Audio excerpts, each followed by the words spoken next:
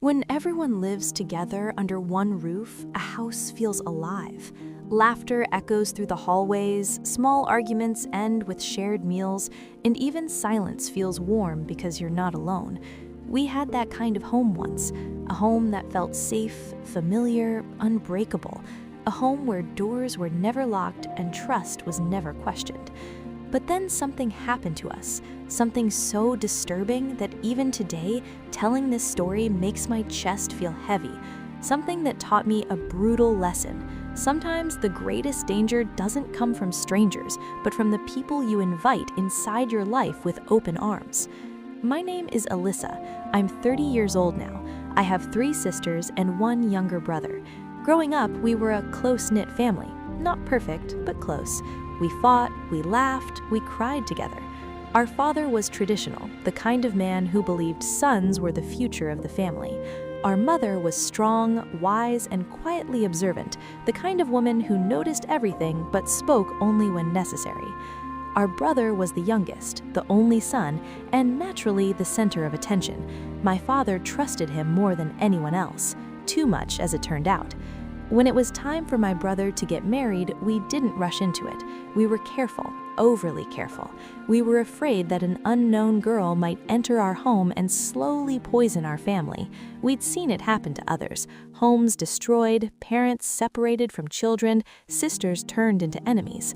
So we made what we thought was a smart decision. We arranged my brother's marriage to a girl we already knew, Perry.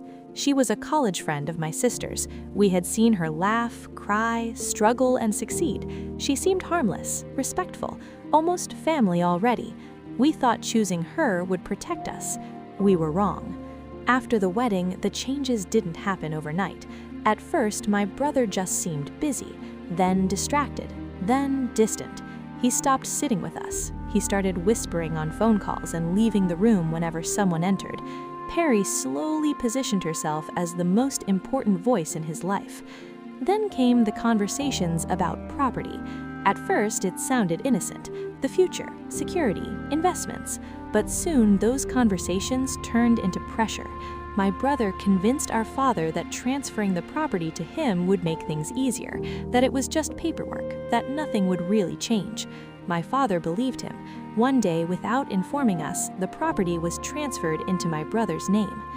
I remember the silence in the house that night. No one spoke. My sisters cried in their rooms. I felt anger boiling inside me, but I stayed quiet. We didn't want to disrespect our father. That silence cost us everything. A few months later, my brother transferred the entire property into Perry's name. That was when fear replaced anger. Suddenly, Perry changed. Her tone sharpened, her eyes hardened. She started acting like the house already belonged to her. She would criticize us, insult us subtly, and remind us again and again that things change after marriage. Then came the final blow. Perry invited her ex-boyfriend into our home. Yes, the same man she once claimed was her past mistake. She brought him into the house we grew up in, introduced him like he belonged there, and within days told us to leave. She didn't even spare my brother. She threw us all out, my sisters, me, and the very man who had handed her everything.